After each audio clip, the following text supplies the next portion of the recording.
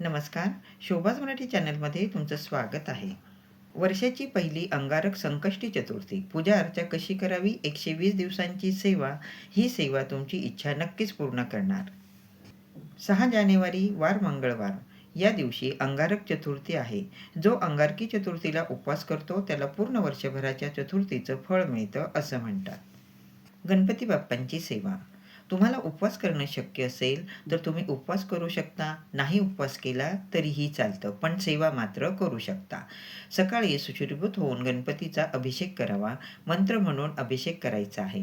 मूर्ती स्वच्छ पुसून ती जागेवर ठेवावी. नंतर गणपती बाप्पांची पूजा अर्चा करावी. बाप्पांना नैवेद्य दाखवावा. आरती करावी. अभिषेकाचं जे पाणी आहे ते सर्वांनी तीर्थ म्हणून प्यायचं असतं. दिवसभरात तुम्हाला जेव्हा जमेल तेव्हा ही सेवा करा. 21 दुर्वांची एक जोडी उजव्या हातात घेऊन 11 वेळा अथर्वशीर्ष म्हणावं. 1 वेळा फलश्रुती म्हणावी. 11 वेळा अथर्वशीर्ष म्हणणं शक्य नसेल तर 1 वेळा पण म्हणू शकता.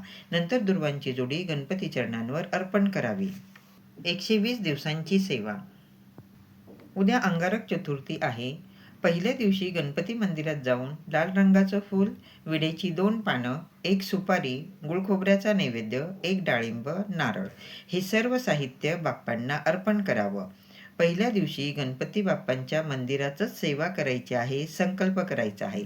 संकल्प करायचा म्हणजेच बाप्पांना प्रार्थना करायची. त्यानंतर सेवा करावी. सेवा करताना हा मंत्र म्हणावा. मंगलमूर्ते विघ्नहरा, दुरितनाशना कृपा करा. मंत्र तुम्हाला 121 वेळा रोज म्हणायचा आहे. मध्ये मासिक धर्म आला तर ते 4 ते 5 दिवस सोडून द्यावे आणि पुन्हा सेवेला सुरुवात करावी. सेवा चालू ठेवावी. नव्याने सर्व पुन्हा करायची गरज नाही. कोणत्याही संकष्टी चतुर्थीपासून तुम्ही सेवेला सुरुवात केली तरीही चालतं. मूल-बाळ होत नसेल, लग्न जमत नसेल, अडकलेले पैसे मिळत नसतील, तुमची एखादी इच्छा पूर्ण व्हावी यासाठी ही सेवा अतिशय प्रभावी आहे. सेवा करून बघा. या सेवेचे खूप चांगले अनुभव येतात. व्हिडिओ आवडला तर लाईक, शेअर, कमेंट करा. आठवणीने चॅनल सबस्क्राईब करा. धन्यवाद सर्वांना. श्री स्वामी समर्थ.